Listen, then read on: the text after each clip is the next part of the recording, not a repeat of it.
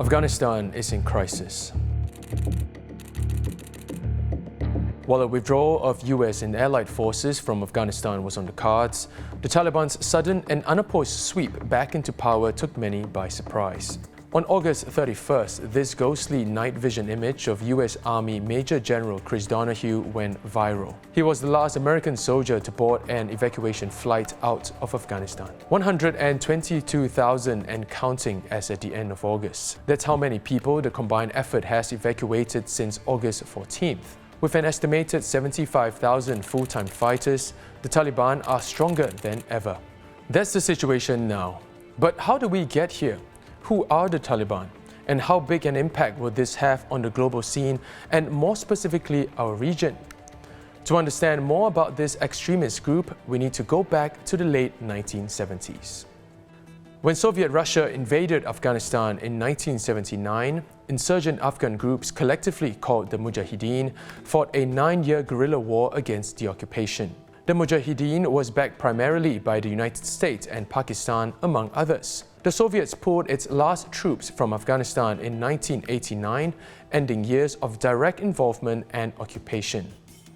In 1992, civil war broke out as the Mujahideen and other rebel groups stormed the capital Kabul. The Mujahideen, however, began to fracture as warlords fought over the future of Afghanistan. So it's like literally after 3 kilometers that you are entering a new proto-state, so to speak. And they had their own laws. There was, rampant lawlessness, massive killings, extortion, kidnappings. And from that chaos, this movement of madrasa students, students of a religious seminary, they rose.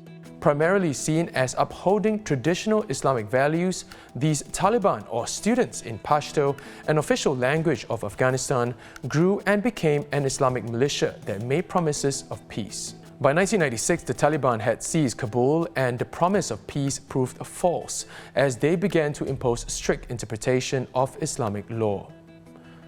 What followed next was a period of mass terror. Citing Sharia law, officials carried out lashings, stonings, amputations, and executions in public places like squares and schools. Their treatment of women in particular has drawn worldwide criticism. All women had to wear the niqab, leaving only their eyes uncovered. They could not roam the streets without a blood relative and were banned from all employment. That regime of the Taliban is known for its brutality, rigid laws against women, against other religious minorities, notorious for giving refuge to Al-Qaeda and Osama bin Laden. And then we know that 9/11 was planned in Afghanistan.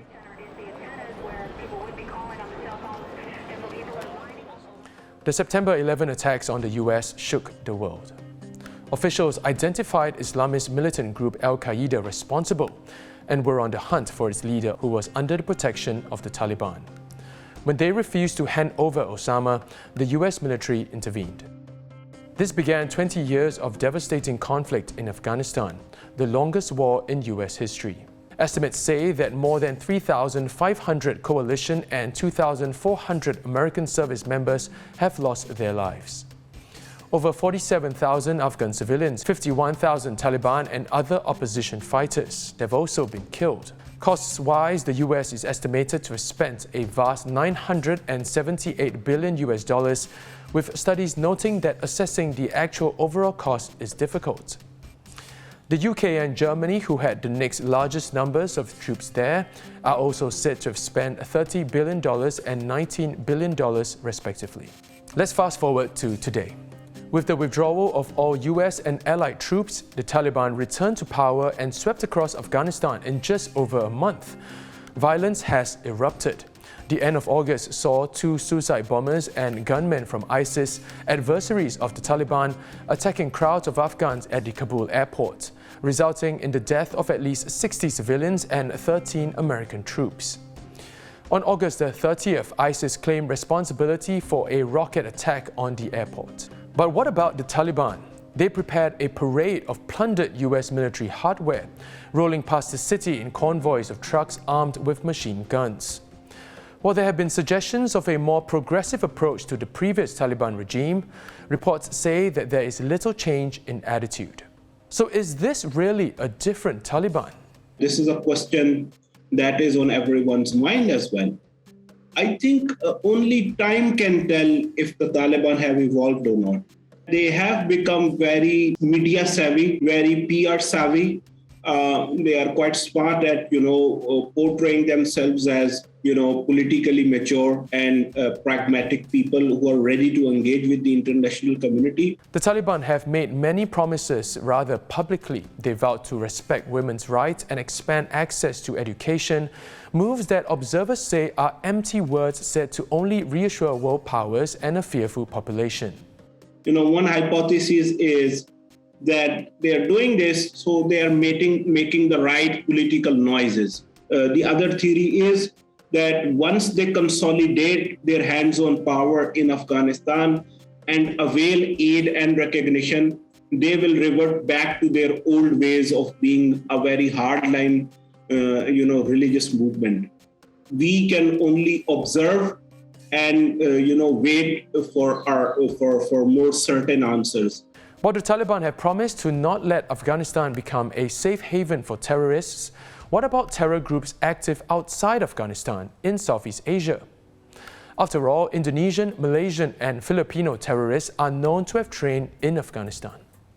We see some form of an awakening within the GI. They are a definite affiliate of Al-Qaeda. The Jamaah Islamiyah continues to operate in Indonesia today. Early August this year, we saw the arrest of 50 Jamaah Islamiyah operatives in Indonesia. In the past 2 years, it has gone up. More than 100 members have been arrested. We have to understand that in Southeast Asia, yes, there are still pockets of support for Al-Qaeda. So in turn, this goes towards the Taliban. And what about Singapore? How worried should we be about the possible threats that come from Afghanistan's potential return as a training ground for terrorists?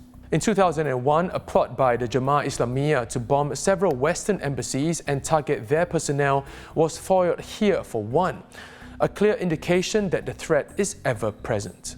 If we look at Singapore, we should look at the bigger picture. Example would be the Jamaah Islamiyah. It was through the ideological spread that Singaporeans got recruited. It was more pockets of Singaporeans who showed an interest in the ideology. In the region so far, yes, there has been a lot of interest as to what is occurring in Afghanistan.